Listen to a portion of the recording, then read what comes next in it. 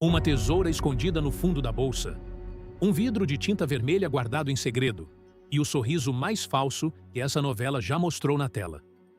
Foi assim, gente, exatamente assim, que a Virgínia Marquez entrou no ateliê da Lúcia, fingindo amizade, fingindo arrependimento, fingindo querer ser modelo do desfile mais esperado de Barro Preto.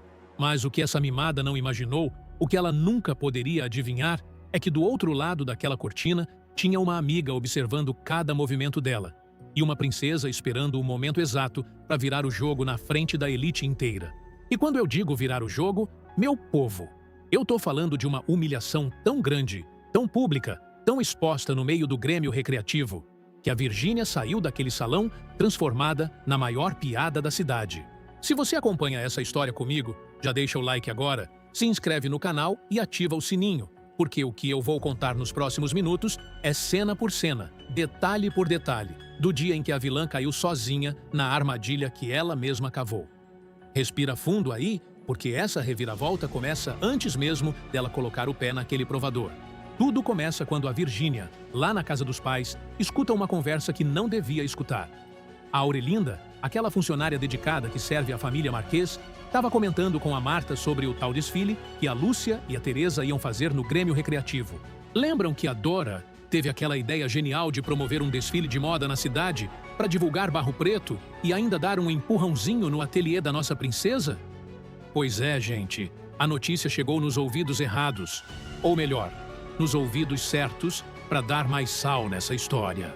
E a Virgínia, quando ouviu o nome da Lúcia ligado a uma festa de moda, ao reconhecimento da cidade inteira, ao prestígio que ela tanto sonha para si mesma, sentiu o sangue subir para a cabeça, sentiu a inveja apertar o peito, sentiu aquele ciúme doentio crescer como uma erva daninha. E olha que coisa, gente, olha que coisa de doer. A Virgínia não suporta a ideia da Lúcia brilhar.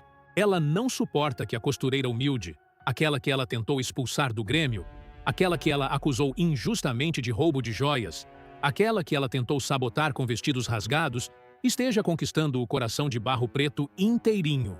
E o pior, gente, o pior é que a Virgínia sabe, no fundo daquele coraçãozinho amargurado, que a Lúcia é melhor do que ela em tudo.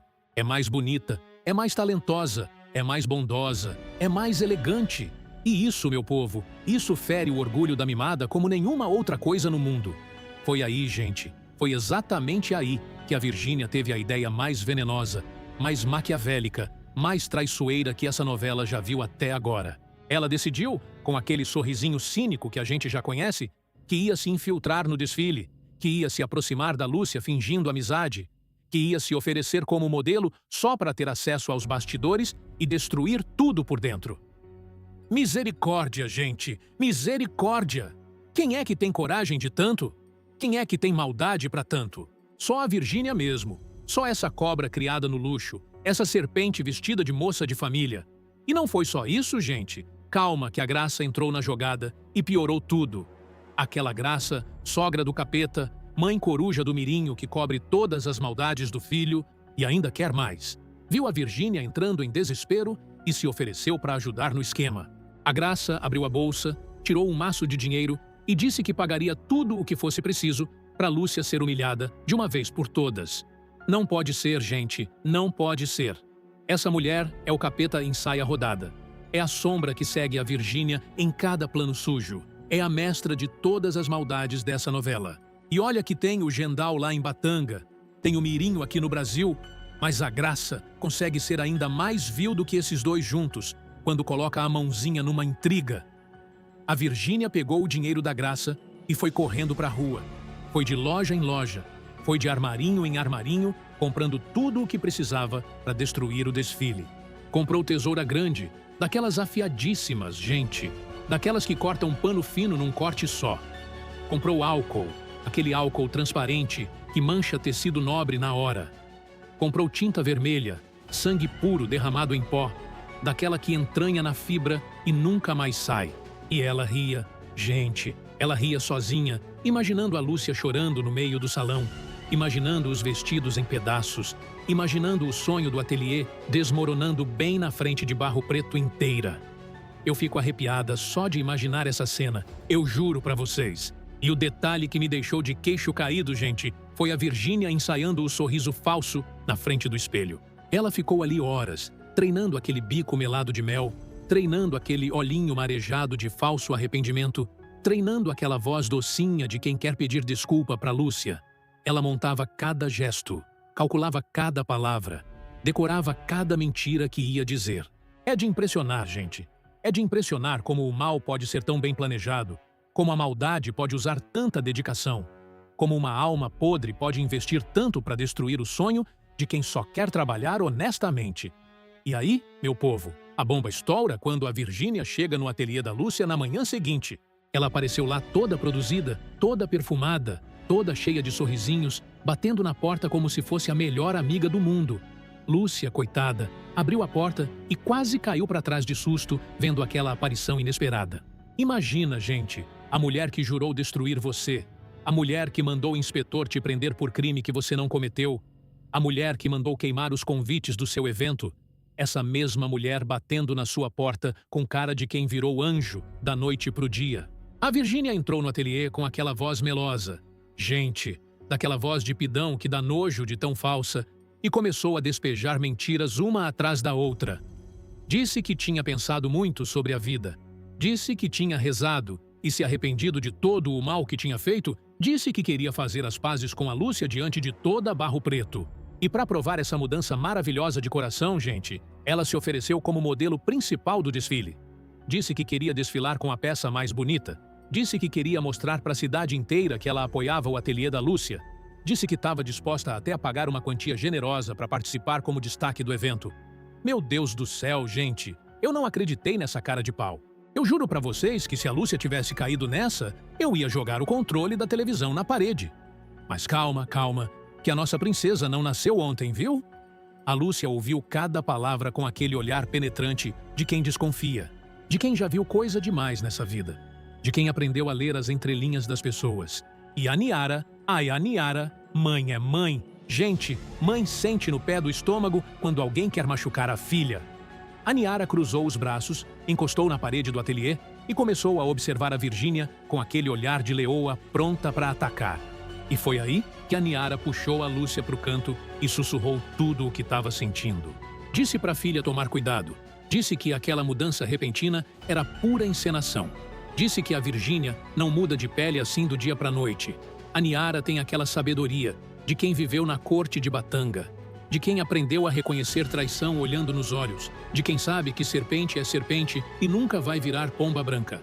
Mas a Lúcia, com aquele bom coração que ela herdou do Cayman, com aquela alma generosa que faz dela uma princesa de verdade, decidiu dar uma chance. Decidiu aceitar a Virgínia no desfile, mesmo desconfiando de tudo. Vocês imaginam a cena? A Lúcia respirou fundo, encarou a Virgínia e disse que aceitaria a participação dela como modelo, mas com cautela, com o olho aberto, com o coração apertado. E a Salma, gente, aí a Salma, que amiga maravilhosa que essa novela nos deu. A Salma chegou no ateliê pouquinho depois, e quando soube da história, puxou a Lúcia pelo braço e foi direta. Olhou nos olhos da amiga e disse: Lúcia, essa mulher não é confiável. Essa mulher tá tramando alguma coisa? Essa mulher só faz o mal? E olha que a Salma tem motivos para desconfiar, gente, porque ela já viu de perto cada uma das maldades da Virgínia. Ela já protegeu a Lúcia em tantos momentos difíceis que parece irmã da Lúcia, parece sangue do mesmo sangue. E a Lúcia, ouvindo a Salma, ouvindo a Niara, com aquela intuição de princesa que nunca falha, começou a montar um plano nos bastidores. Porque a princesa de Batanga, gente, não é mocinha de novela que cai em qualquer cilada, não. A Alica é guerreira, a Alica é estrategista, a Alica é filha do Cayman e da Niara. E isso significa que ela tem sangue de rainha correndo nas veias. Ela ouviu tudo o que a Salma disse, processou cada palavra e começou a pensar em como virar o jogo. A Salma, gente, a Salma é minha personagem favorita nessa novela depois da Alica, eu juro. Ela passou na frente do ateliê na manhã seguinte, daquele jeitinho discreto que ela tem, e viu pela vitrine uma coisa que gelou o sangue dela. Era a Virgínia, gente. Era a mimada andando entre os manequins, passando a mão nos vestidos do desfile, olhando para a direita, olhando para a esquerda, calculando cada detalhe da sabotagem que ela estava planejando.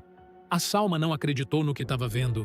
Ela ficou paralisada na calçada, com a mão no peito, com o coração disparado, sem saber o que fazer naquele primeiro segundo.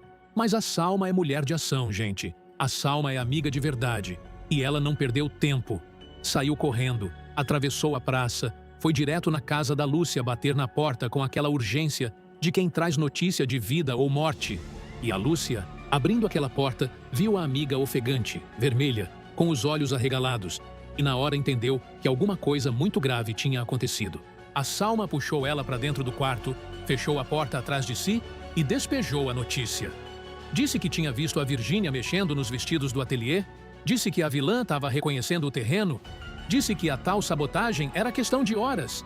Ai, gente, o momento que veio depois foi de arrepiar. A Lúcia respirou fundo, olhou para Salma com aquele olhar firme de princesa e disse com toda a calma do mundo: vamos deixar ela cair na própria armadilha. Misericórdia, gente, misericórdia. Eu gritei junto com a Lúcia. Eu pulei do sofá, eu bati palma sozinha aqui em casa. Porque a princesa não ia se vitimizar. Ela não ia chorar canto de quarto. Ela não ia esperar a Salma resolver tudo. A Alika decidiu armar uma contra-armadilha. E, gente, foi de tirar o fôlego. O plano das duas amigas era genial, era simples, era diabolicamente brilhante. Elas iam trocar os vestidos verdadeiros do desfile por iscas, por peças preparadas para parecerem as principais, mas que, na verdade, eram o alvo da sabotagem da Virgínia. E os vestidos de verdade, os trabalhos de arte da Lúcia, ficariam escondidos num quarto secreto, longe das mãos venenosas da mimada. Assim, quando a Virgínia destruísse os vestidos, achando que estava acabando com o desfile, na realidade, ela só estava acabando com peças de chamariz, peças preparadas justamente para serem destruídas. E a Niara, gente, a Niara entrou no plano também. A mãe da Alika ficou de prontidão, de tocaia, esperando o momento certo para agir. A Vera, como ela é chamada aqui no Brasil, tem aquela serenidade de rainha africana, aquela paciência de quem sabe esperar o instante exato para dar o bote. E enquanto isso, a Salma fingia que era só uma cliente comum, visitando o ateliê, observando tudo de longe, anotando mentalmente cada movimento da Virgínia. Foi de cinema, gente. Foi de filme de espionagem. As três mulheres montaram uma operação digna das melhores tramas, todas alinhadas, todas focadas, todas dispostas a virar o jogo na frente de Barro Preto inteira. E aí, meu povo, chegou o grande dia. Aquela manhã ensolarada em que toda Barro Preto acordou animada com o desfile, em que as mulheres acordaram cedo para escolher vestido, em que os homens passaram a navalha no rosto pensando em prestigiar o evento. E a Virgínia, gente? A Virgínia chegou no ateliê com hora marcada, dizendo que queria se preparar com calma, dizendo que precisava de tempo para ensaiar a passarela, dizendo que estava nervosa com a estreia como modelo. E sem vergonha, gente. Que cara de pau, que descaramento. A Lúcia recebeu ela com toda a gentileza do mundo, ofereceu chá, ofereceu um cantinho reservado para ela se trocar com privacidade. Deixou ela completamente sozinha no provador. E a Virgínia, achando que era a rainha do mundo, achando que tinha enganado a princesa, achando que tinha o ateliê na palma da mão, começou a executar o plano. Tirou da bolsa aquela tesoura enorme, gente, daquelas que cortam couro, e foi para cima dos vestidos que estavam pendurados. Cortou as alças, rasgou as saias, abriu fendas onde não devia, destruiu cada peça com a fúria de uma louca. Ai, gente, eu vi aquela cena e fiquei sem ar. A Virgínia estava possuída. Ela estava com os olhos arregalados, com os cabelos desalinhados, com a respiração ofegante de tanto cortar. E ela ria sozinha, gente. Ela ria daquela risada esganiçada de vilã de novela mexicana, daquela risada que mete medo, daquela risada que parece que vem do inferno. Eu olhei para a televisão e pensei: misericórdia! Essa mulher precisa de um exorcismo. Essa mulher está precisando de padre viriato urgente. E não parou na tesoura, gente. Não parou. A Virgínia pegou a garrafa de álcool que ela tinha levado escondida na bolsa e despejou em cima de um dos vestidos. Depois, pegou o pote de tinta vermelha, daquela bem viva, daquela que parece sangue, e jogou em cima do vestido principal da noite, do tal vestido que ela achava que ia ser usado na hora do encerramento, daquele que ela imaginava sendo destaque das fotografias do jornal. Foi uma destruição completa, foi um massacre de tecidos, foi um crime contra a moda. E a coisa mais sinistra, gente, foi a Virgínia comemorando sozinha no provador. Ela parou na frente do espelho, olhou para a própria cara suada e começou a rir baixinho de pura satisfação. Sussurrou: "Tá feito, princesinha de quinta categoria. Agora é com você, se vira!" E bateu palma silenciosa para si mesma. Que mulher, gente, que mulher! Eu nunca vi uma vilã com tanta certeza de que estava ganhando. Ela achava que tinha vencido. Ela achava que tinha humilhado a Lúcia para sempre. Ela achava que ia rir por último. Mas o que ela não sabia, gente, o que ela não imaginava nem em sonho, é que a Salma estava ali do outro lado da cortina, escondidinha, observando cada movimento, vendo cada destruição, anotando tudo na cabeça como prova viva da sabotagem. A Salma quase teve um troço quando viu a Virgínia derramando a tinta. Ela apertou a mão na boca para não gritar. Ela segurou as lágrimas de raiva. Mas ela ficou firme. Ela ficou imóvel, porque sabia que o plano só ia funcionar se a Virgínia chegasse até o fim, acreditando que tinha vencido. E enquanto isso, gente, lá no Grêmio Recreativo, a cidade inteira começava a se reunir para o desfile da década. Não tinha um lugar vazio, não tinha uma cadeira sobrando, não tinha um cantinho disponível. Foi um evento histórico. Foi um movimento de gente que Barro Preto não via há anos. O Diógenes chegou todo prosa, com aquele paletó novinho, dando o braço para Marta, que estava ainda mais elegante. O empresário, mesmo desconfiando que algo estranho estava acontecendo com a filha, fez questão de prestigiar o evento da Lúcia, porque o Diógenes, gente, no fundo, é um homem justo. É um homem que sabe reconhecer talento. É um homem que está começando a se decepcionar profundamente com as atitudes da Virgínia. E veio o Casemiro com a graça, gente. Vejam só a cena. O Casemiro chegou de braço dado com a esposa, sem desconfiar que aquela mesma mulher tinha financiado a sabotagem dos vestidos. A Graça estava aparentemente tranquila, estava distribuindo sorrisos, mas por dentro estava em pânico, gente. Estava torcendo para que tudo desse certo. Estava rezando para que ninguém descobrisse a participação dela no plano da filha. Que descaramento, que falsidade, que 2 pesos e 2 medidas dessa mulher. E aí, meu povo, prepara o coração porque ela chegou. A Eugênia, a vencedora do concurso de beleza do Rio de Janeiro, a moça mais elegante da capital, a queridinha da imprensa nacional, voltou só para prestigiar o desfile da Lúcia. Eu chorei, gente. Eu chorei quando vi a Eugênia descendo do carro com o Eustáquio, vestida com um conjunto deslumbrante, sendo recebida pela cidade inteira com aplausos. Aquela mulher é o oposto da Virgínia. É a personificação da elegância sem maldade, da beleza sem inveja, do sucesso sem rancor. E o detalhe, gente, o detalhe que me deixou ainda mais emocionada foi a Eugênia abraçar a Lúcia nos bastidores e dizer: "Você é a estrela da noite, princesa." Ai, meu coração, ai, meu coração. O Tonho, gente, ai, o Tonho. Esse rapaz é um amor, é um cavalheiro, é o mocinho que toda novela merece. Ele chegou no Grêmio com aquela camisa branca impecável, aquele cabelo penteado, aquele olhar apaixonado de quem estava lá só para ver a amada brilhar. E ele ocupou o lugar de honra na primeira fileira, bem ao lado da Niara, que olhava para o futuro genro com aquela aprovação silenciosa de quem sabe que a filha encontrou um homem de verdade. E vocês lembram, gente? Vocês lembram que o Tonho já sabe que a Lúcia é, na verdade, a princesa Alica de Batanga? Pois é, ele descobriu, ele aceitou e ele tá ao lado dela em cada batalha agora. O Bartô apareceu também, gente. O prefeito não podia perder esse evento. Chegou todo cheio de pose, dando aperto de mão para os eleitores, distribuindo sorrisos políticos. E o Sebastião, ai, o Sebastião, aquele rapaz apaixonadinho pela Virgínia, chegou cabisbaixo, com o coração apertado. Mas mesmo assim foi prestigiar, porque o Sebastião, gente, tem caráter. Ele sabe diferenciar amor de obrigação cívica. E ele não ia deixar de apoiar um evento importante para a cidade só porque a mulher que ele ama está tramando alguma maldade. E a Aurelinda, claro, chegou empolgadíssima, fofocando com todo mundo nas cadeiras, comentando os vestidos das senhoras, observando cada detalhe para contar depois na padaria. E vejam quem mais apareceu, gente. Vejam quem mais. O doutor José, marido da Teresa, primo do rei Caiman, chegou todo emocionado com a esposa, sabendo que aquele evento era também uma celebração da sobrinha que conquistou o Barro Preto. Ele olhava para Alica nos bastidores e via em cada gesto da moça a herança da realeza de Batanga, a postura de princesa, a determinação de uma futura rainha. Foi um momento lindo, gente. Foi um momento que me arrepiou inteira só de pensar. E aí, no meio dessa festa toda, No meio dessa multidão expectante, começou a tocar a musiquinha de abertura do desfile. O salão se calou, as luzes baixaram e a cortina se abriu. Vocês não imaginam, gente? Vocês não imaginam a sensação de ver aquela passarela iluminada, com os vestidos lindos do ateliê passando um a um, modelos da cidade desfilando as criações da nossa princesa.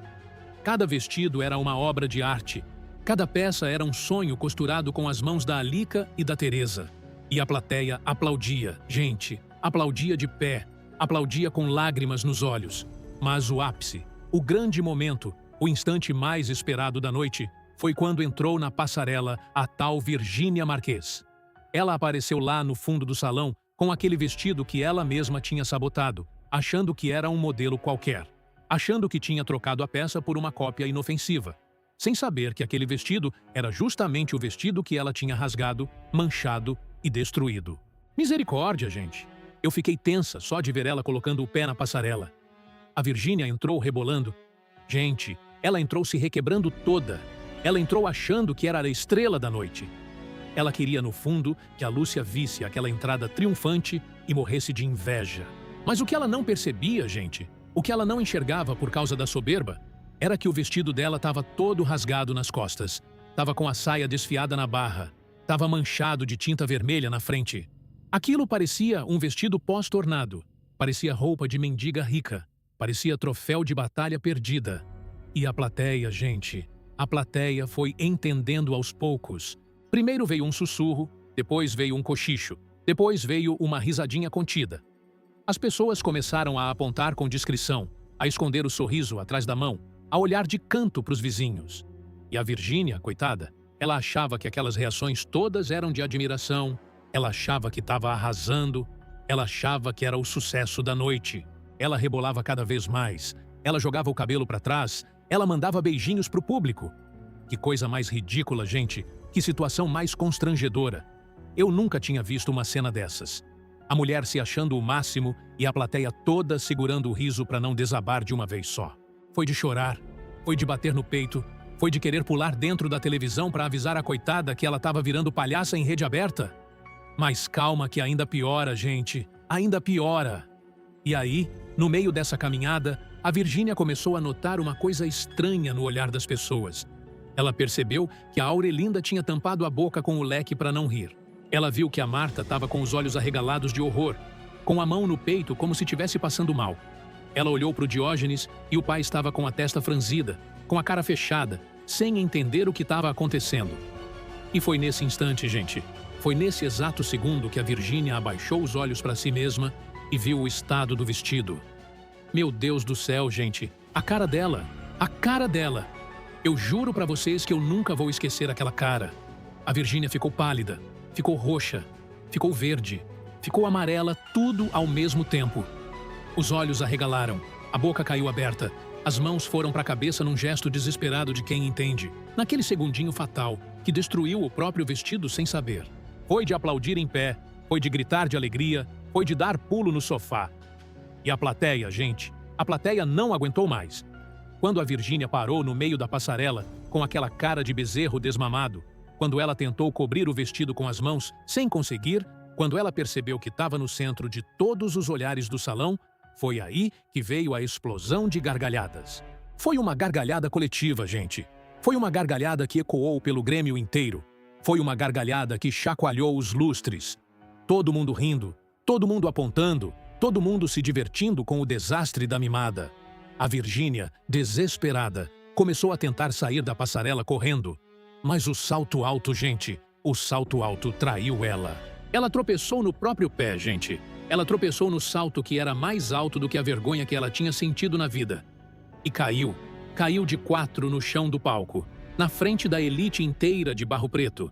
Na frente da Marta, do Diógenes, da Eugênia, do Eustáquio, do Tonho, da Niara, da Salma, do Casemiro, da Graça.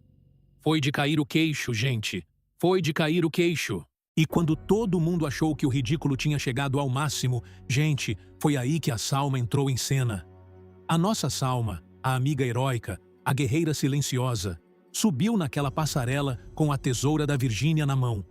Aquela tesoura grande, aquela mesma, com que a mimada tinha rasgado os vestidos, agora estava nas mãos da Salma como prova viva do crime. E a Salma, com aquela coragem de quem tem razão, mostrou a tesoura para o público e disse: olhem, todos vocês, foi com isso aqui que essa mulher destruiu os vestidos do ateliê. Não pode ser, gente, não pode ser.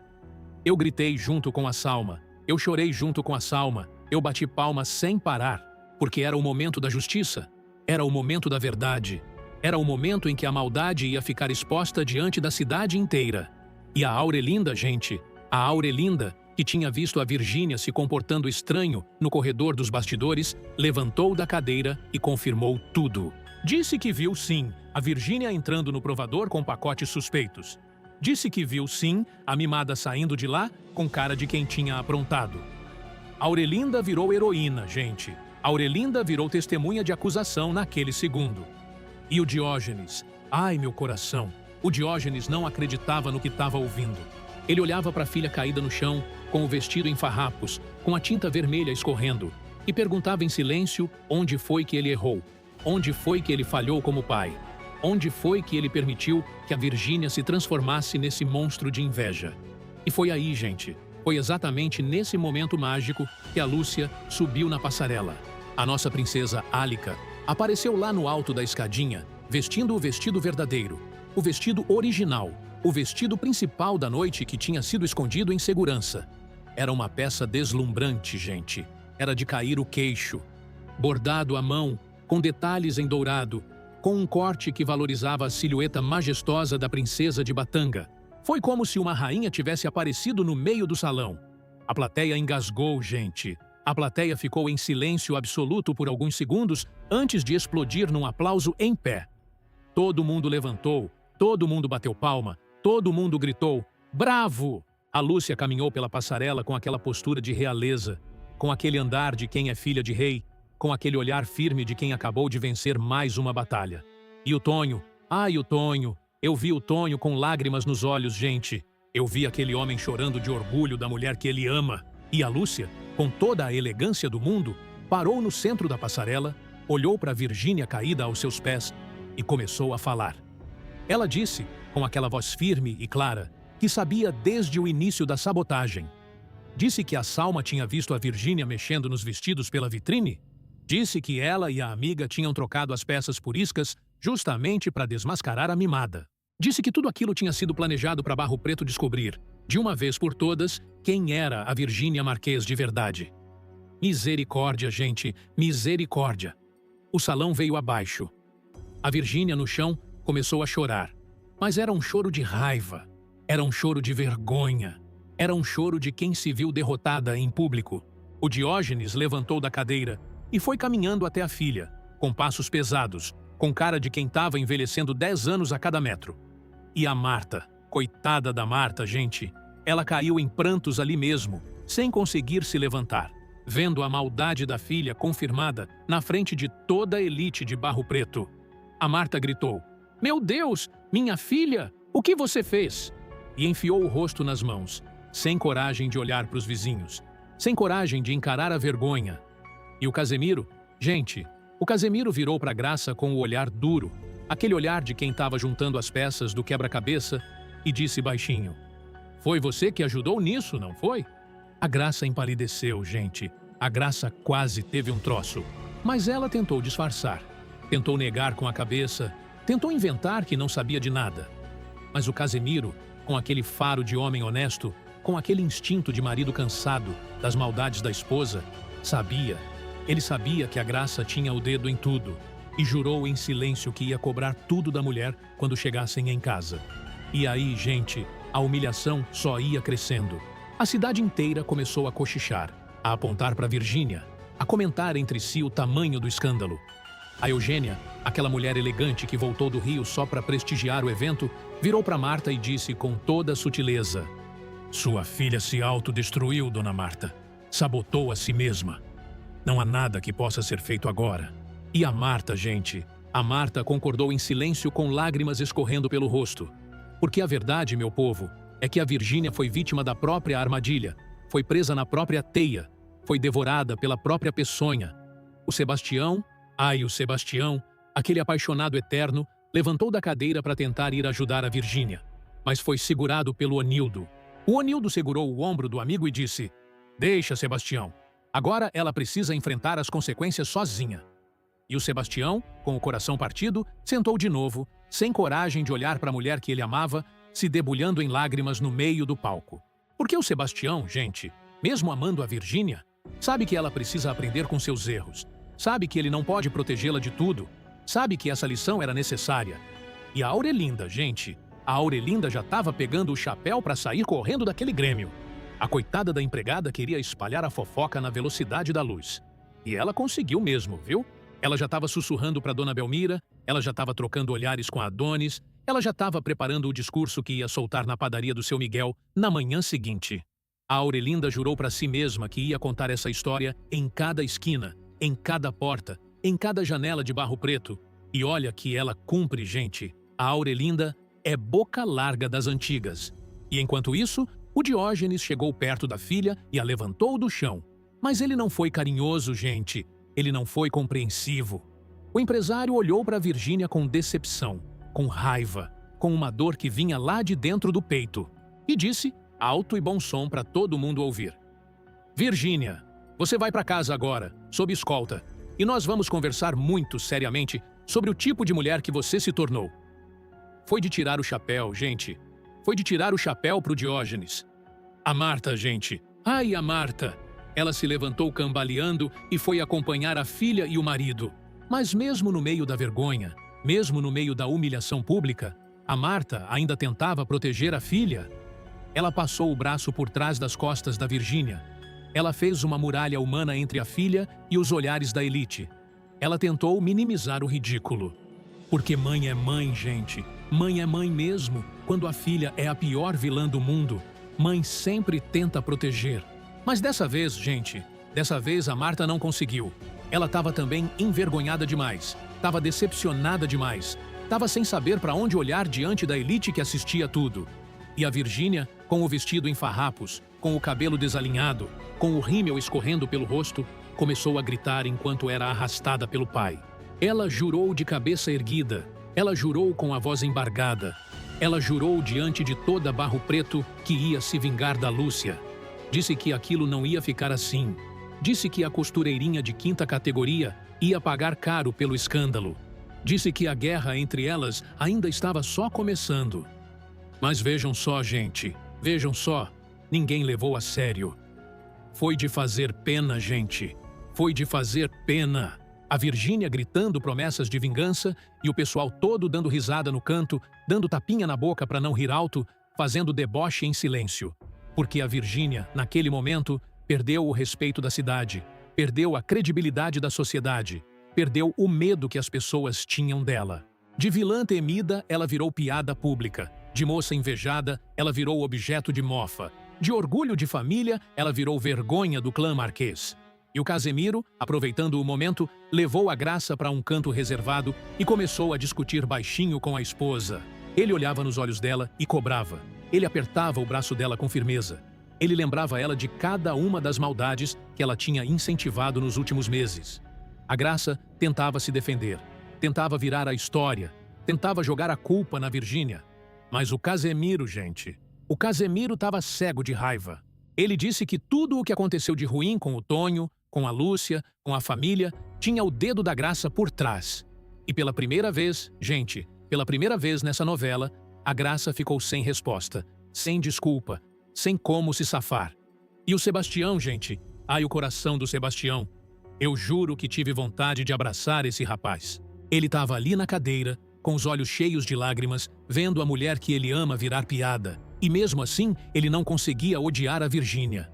Porque o amor, meu povo, o amor verdadeiro é estranho. Ele resiste mesmo quando deveria desistir. Ele insiste mesmo quando todos pedem para ir embora. O Sebastião continuou amando a Virgínia mesmo depois daquele desastre. E isso me partiu o coração em 1000 pedaços. E gente, vamos falar agora do verdadeiro ápice, do verdadeiro ouro daquela noite. Quando o Diógenes e a Marta levaram a Virgínia embora, quando a tinta vermelha foi limpa do palco, quando a Lúcia retomou o controle do desfile, o sucesso explodiu. As mulheres de Barro Preto começaram a fazer fila para encomendar vestidos no ateliê, gente, fila mesmo, daquelas de virar a esquina. Foi de bombar, foi de transbordar, foi de não ter mão para atender tanta encomenda.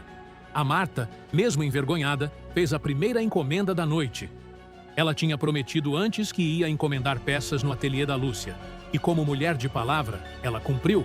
Pediu 3 vestidos, um modesto para a família, um elegante para a recepção, um deslumbrante para a missa de domingo. E o Diógenes pagou tudo na hora, em ouro, sem regatear. Por quê?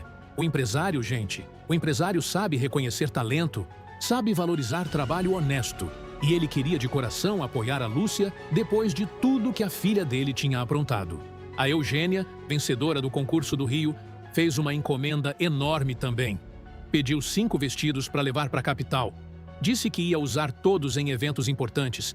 Disse que ia mostrar para a elite carioca o trabalho deslumbrante da costureira de Barro Preto. E o Eustáquio, aquele empresário visionário, aproveitou o momento para fazer uma proposta de sociedade, gente. Ele disse para Lúcia que queria investir no ateliê, que queria expandir o negócio, que queria levar a marca para outras cidades do Brasil. Eu chorei, gente. Eu chorei. Era o sonho da nossa princesa começando a se realizar. E o Tonho, o Tonho, no meio de toda aquela movimentação, foi até a Lúcia, no meio do salão, na frente de todo mundo, e a abraçou apertado. Foi um abraço de filme, gente. Foi um abraço de novela das 8. Ele a ergueu do chão, girou ela no ar e disse para ela ouvir, e para todo mundo ouvir junto. Eu te amo, princesa Álica. Eu te amo, minha rainha de Batanga. Eu te amo, mulher da minha vida. Misericórdia, gente. Eu gritei. Eu derramei lágrima. Eu pulei do sofá. E a plateia toda em pé aplaudindo, batendo palma, comemorando aquele momento mágico do casal. E vejam só a contradição linda dessa novela. Enquanto a Virgínia saía humilhada pela porta dos fundos, a Lúcia recebia ovações na porta da frente. Enquanto a vilã ia para casa em silêncio, derrotada, a princesa ia ser carregada nos ombros da cidade inteira. Enquanto a maldade morria afogada nas próprias armadilhas, a bondade florescia com aplausos em pé. Que justiça poética, gente! Que justiça maravilhosa! E pensar, meu povo, e pensar que isso é só o começo de uma reviravolta enorme nessa novela. Porque agora a Lúcia, ou melhor, a princesa Alica, tem o respeito e o apoio de Barro Preto inteira. Agora, ela tem condições financeiras. Agora, ela tem aliados poderosos como o Eustáquio e a Eugênia. Agora, ela tem o caminho aberto para um próximo passo na sua missão. E qual é essa missão, gente? Recuperar o trono de Batanga das mãos do tirano Gendal, gente. Vingar a morte do rei Caiman, devolver a paz para o povo africano, transformar o reino de novo num lugar de justiça e prosperidade. Mas calma que eu tenho mais detalhes para contar sobre essa noite incrível. O Januário, gente, o Januário ficou no canto observando a Ana Maria e quase se declarou para ela. Vejam só que situação delicada. O rapaz estava enchendo a cara de coragem para falar com a moça que ele tanto admira, mas o Manuel estava do lado dela o tempo todo e o Januário não teve chance de chegar perto. Ele saiu daquela noite com o coração apertado, mas determinado a tentar de novo. Porque amor, gente, amor não desiste fácil nessa novela. E a dona Menina, a dona Menina, aquela senhora sábia que enxerga além do mundo material, apareceu lá no Grêmio também. Ela observou a Lúcia da plateia, com aquele olhar penetrante de benzedeira, e sussurrou para Caetana ali do lado. Essa moça é predestinada, comadre. Essa moça vai longe. E a Caetana, sem entender direito o peso daquelas palavras, sem saber que a Lúcia é na verdade uma princesa africana, concordou com a cabeça. Porque dá para sentir, gente. Dá para sentir mesmo sem saber a verdade. Que a Alica carrega uma luz especial, uma força especial, um destino especial. E lá em Batanga, gente, enquanto Barro Preto vivia esse momento histórico, o Gendal estava furioso com a notícia que tinha chegado para ele. O Malungo, aquele soldado fiel, partiu para o Brasil em busca da Alica. Imaginem só, gente. Imaginem só. Enquanto a nossa princesa brilha no Grêmio, um caçador de cabeças está no navio rumo ao Brasil para encontrar ela e levar de volta para Batanga. A tensão tá só aumentando, meu povo. A tensão tá só aumentando. E vocês sabem o que mais me arrepiou nessa cena toda do desfile? Foi o detalhe do contraste entre a Lúcia e a Virgínia. Enquanto a Virgínia entrou na passarela, achando que ia humilhar a Lúcia, ela mesma se humilhou.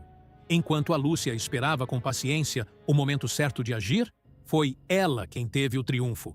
Enquanto a Virgínia gastou energia tramando, gastou dinheiro comprando ferramentas de sabotagem, gastou tempo ensaiando mentiras, a Lúcia só precisou de 2 amigas, um plano simples e a verdade. Porque a verdade, gente, a verdade vence sempre. Mesmo que demore, mesmo que custe, mesmo que pareça impossível. E a Salma. Vejam só a Salma.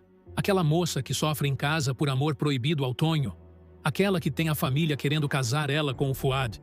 Aquela que tem o coração apertado pelos sentimentos contidos. Foi a heroína silenciosa daquela noite. Ela colocou de lado o próprio sofrimento, colocou de lado a própria dor, colocou de lado o ciúme natural que qualquer mulher sentiria para ajudar a melhor amiga a vencer uma batalha enorme. Salma, gente, Salma é exemplo de mulher, é exemplo de amizade, é exemplo de caráter. Que personagem maravilhosa que essa novela construiu. E o padre Viriato, gente, mesmo não estando no Grêmio, ele teve influência sobre tudo aquilo. Lembram quando ele aconselhou a Salma a dar uma chance pro amor do Fuad? Pois é, ele também já tinha conversado com a Lúcia sobre as feridas que a Virgínia causou. Ele já tinha dado força para a princesa não desistir. O padre é um pilar moral dessa cidade, gente. É uma figura que ilumina os caminhos torturados dos personagens. E mesmo escondendo o carrapato dentro da igreja, mesmo lidando com aquele cangaceiro complicado, ele encontra tempo para orientar as almas perdidas. Falando em carrapato, gente, vejam que confusão. Enquanto o desfile rolava no Grêmio, lá na igreja o carrapato estava aprontando das suas. Esse cangaceiro, que se escondeu sob a proteção do padre Viriato, vestiu a batina e tá fingindo ser sacerdote para se aproximar da Belmira, que é filha dele. E a Belmira, coitada, tá sentindo um carinho especial pelo padre Viriato falso, sem saber que se trata do pai biológico dela, daquele bandido que ela cresceu odiando. Que reviravolta, gente, que reviravolta. Mas voltando ao Grêmio, voltando à festa, eu preciso falar de uma coisa que aconteceu no final da noite. Quando todo mundo já estava saindo, quando o salão começou a esvaziar, quando os garçons recolhiam as últimas taças, o Tonho e a Lúcia ficaram ali sozinhos, no meio da passarela vazia, sob a luz amarela das luminárias. E ele segurou as mãos dela, olhou nos olhos da princesa e disse: "Vamos enfrentar tudo juntos. Álica, contra o Gendal, contra o Mirinho, contra qualquer um que queira nos separar." E a Lúcia, com lágrimas escorrendo pelo rosto, com o coração transbordando, respondeu: "Sim, meu amor, juntos para sempre, custe o que custar." Foi um momento poético, gente. Foi um momento de cinema. Eu paralisei na frente da televisão, eu não conseguia nem piscar. E ali, naquele instante, sem palavras grandiosas, sem cerimônia oficial, sem testemunhas além da brisa do salão, o casal selou um compromisso de vida. E olha que esses dois vão precisar dessa cumplicidade, viu? Vão precisar muito mesmo, porque os capítulos que vêm aí prometem ser intensos. E enquanto isso, em Batanga, vejam só a situação. O Dumi, aquele guarda apaixonado pela Quênia, tá num beco sem saída. Ele tem que escolher entre a princesa filha do tirano e a luta pela liberdade do povo de Batanga. O Omar conseguiu fugir do palácio, tá entre os rebeldes liderados pelo Akin e tá planejando voltar para o Brasil para encontrar a Álica. Imaginem só, gente, o ex-amor de Batanga querendo se reunir com a Álica justamente quando ela já tá vivendo o grande amor com o Tonho. Que triângulo amoroso africano-nordestino vem aí? A Quênia. Ai, a Quênia. Gente, ela tá num drama enorme. Apaixonada pelo Dumi, dividida entre o pai tirano e o amado guardião, sem saber para que lado correr.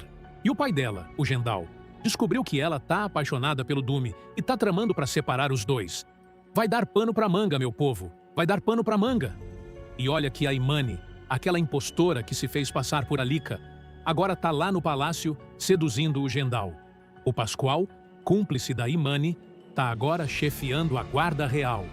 Quanta loucura, gente. Quanta loucura nessa novela. E o Mirinho, lá em Barro Preto, gente, o Mirinho tá afundando. Depois de levar o golpe do Fabrício, depois de perder dinheiro, depois de ter o noivado com a Virgínia abalado, ele agora tá implorando emprego no banco do Diógenes. E o futuro sogro, com aquela desconfiança natural, tá olhando o Mirinho de cima a baixo, sem saber se confia. Casemiro, depois do escândalo do desfile, fica de olho duplo no filho. O patriarca tá começando a entender que tudo gira em torno das maldades da Graça e do Mirinho. e tá decidido a colocar ordem na casa de uma vez por todas. E a Ana Maria, gente, vejam só. Aquela jovem doce, dividida entre o Januário, o Manuel e o Vitalino, tá no meio de um trio amoroso lindo. Cada um dos rapazes tem suas qualidades. Cada um quer conquistar o coração dela de um jeito diferente. E o Casemiro, pai protetor, tá observando tudo, querendo o melhor para a filha, sem saber direito qual dos três vai vencer essa disputa. Vai dar samba, gente. Vai dar samba nessa subtrama dos jovens de Barro Preto. E olha, gente, antes de eu terminar, eu preciso falar de mais uma coisa que aconteceu naquele desfile incrível. A Niara, depois de toda a confusão, depois de toda a vitória, foi até a Lúcia e a abraçou apertado, com lágrimas nos olhos, e sussurrou no ouvido da filha: "Seu pai estaria orgulhoso de você, Alica." Misericórdia, gente, misericórdia. Eu chorei rios. Lembrar do rei Cayman naquele momento, lembrar da memória do pai morto pela traição do Jendal, foi um soco no estômago. E a Alica, com o coração apertado, respondeu para a mãe: "Tudo isso que eu faço, mãe, é para honrar a memória do papai. Cada vitória aqui é um passo a mais para Batanga voltar a ser livre." E, gente, esse é o segredo lindo dessa novela. A Alica não tá só costurando vestidos, ela não tá só vencendo a Virgínia, ela não tá só conquistando o Barro Preto. Cada passo da princesa aqui no Brasil está sendo um passo na direção de retomar o trono de Batanga. O ateliê é só uma etapa, o reconhecimento é só uma fase, o amor com o Tonho é só uma parte. O grande objetivo, o grande sonho, a grande missão dela é voltar para a África e devolver a liberdade ao seu povo. E, gente, eu acredito que ela vai conseguir. Eu sinto isso na alma. Eu sei que ela vai vencer todas as batalhas. E aí, meu povo querido, depois de tudo isso que eu contei, depois de tanta emoção, de tanta reviravolta, de tanta humilhação da Virgínia e de tanta vitória da Lúcia, eu quero saber a opinião de vocês. Me contem aqui nos comentários. Vamos lá. Vocês acham que a Virgínia merece perdão depois de tudo isso? Pensem bem. Vocês acham que essa mimada tem conserto, que ela pode mudar, que ela pode se redimir um dia? Ou ela é caso perdido, é maldade enraizada, é caráter que não muda jamais? Eu particularmente acho que a Virgínia precisa de muita lição ainda, muita queda, muito tropeço, antes de pensar em virar gente direita. Mas eu quero saber a sua opinião. E me contem também, gente, que nota de 0 a 10 vocês dão para a Virgínia depois desse desastre todo? Pensem bem, mensurem cada maldade que ela já fez nessa novela. Desde o início, desde quando ela tentou expulsar a Lúcia do Grêmio, desde quando ela armou para acusar a princesa de roubo de joias, desde quando ela queimou os convites do desfile. Que nota vocês dão para essa personagem? E mais importante ainda, que nota vocês dão para a atriz que dá vida à Virgínia? Porque mesmo odiando a personagem, gente, a gente tem que reconhecer o talento da atriz, não é mesmo? E me digam também, meu povo, vocês acham que o Diógenes vai conseguir colocar a Virgínia na linha agora? Pensem nessa pergunta. Ou a Marta vai voltar a proteger a filha como sempre fez? Vocês acham que essa humilhação pública vai mudar alguma coisa na cabeça da mimada? Eu sinceramente acho que a Virgínia vai voltar mais furiosa, mais vingativa, mais cheia de planos. Porque mulher como ela, gente, mulher como ela não aceita derrota, ela transforma a vergonha em combustível para a próxima maldade. E sobre o Tonho e a Lúcia, vocês acham que esse casal vai conseguir vencer todos os obstáculos? Vocês acham que o Jendal, lá em Batanga, vai conseguir mandar caçar a Alica no Brasil e separar os dois? Ou o amor deles é forte o suficiente para resistir a tudo? Eu boto fé nesse casal, gente. Eu boto muita fé. E me contem se vocês também shippam Tonho e Lúcia. Se vocês também estão torcendo para esses dois. Se vocês também ficam com o coração quentinho cada vez que eles se beijam. E a Salma, gente, a nossa amiga heróica. Que nota vocês dão para Salma depois da participação maravilhosa dela no plano contra a Virgínia? Eu dou 10, eu dou 11, eu dou 12 para Salma. Porque pode ter coisa melhor do que uma amiga que larga tudo, deixa de lado o próprio sofrimento e se dedica de coração para ajudar a melhor amiga? Não tem, meu povo, não tem. Salma é o tipo de amiga que toda mulher deveria ter. É a melhor companheira para qualquer batalha. E olha, antes de eu terminar, deixa eu dar um spoiler do que vem por aí, mas só um pouquinho, para deixar vocês curiosos. Lá em Batanga, gente, as coisas vão esquentar. O Pascoal, agora chefe da Guarda Real, vai começar a perseguir o povo, vai começar a queimar doações dinamarquesas, vai começar a apertar o cerco contra os rebeldes. O Akin, O Dume e a Ladisa vão precisar se unir para enfrentar essa nova ameaça. E o Omar, o Omar, vai estar a caminho do Brasil, pronto para reencontrar a Alika. Será que ele consegue chegar antes do Malungo? Será que ele consegue salvar a princesa do tirano? Será que ele aceita ver a Alika nos braços do Tonho? Vai dar muita briga, gente. Vai dar muita briga. E o Mirinho, gente, esse Mirinho, ele vai continuar tentando se aproximar da Alika. Ele não desiste. E a Virgínia, no luto da sua derrota, vai aprontar de novo. Ela não fica quieta. E a Graça vai continuar manipulando tudo pelos cantos. E o Bartô vai ter que decidir se apoia a reforma da escola ou se mantém a oposição. E o Gendal, lá longe, vai chegando cada vez mais perto da Alika. Gente, é tanta emoção, é tanto enredo se cruzando, é tanto drama bombando que minha cabeça nem sabe para onde olhar primeiro.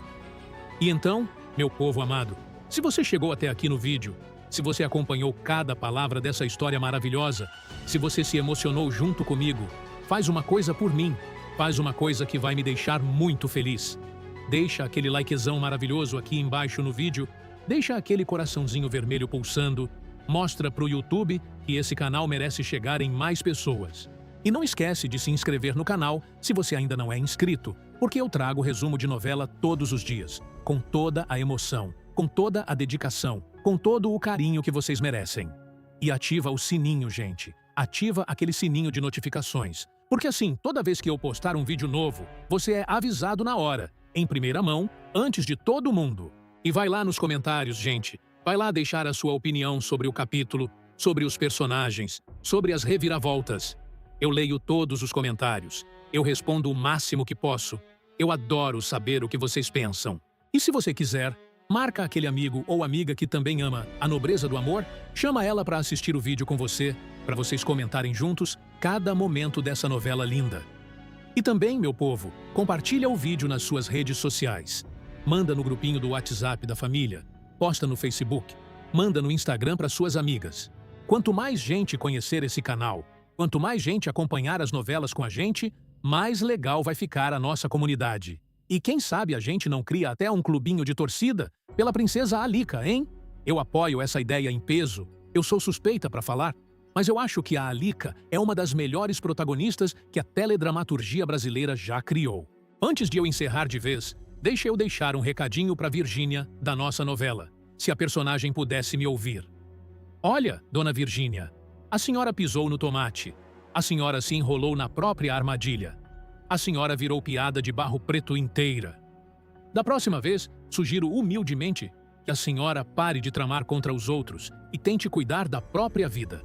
Porque toda essa energia que a senhora gasta tentando destruir a Lúcia, se fosse usada para crescer como pessoa, a senhora já seria uma mulher melhor há muito tempo. Mas eu sei, dona Virgínia, eu sei que a senhora não vai escutar.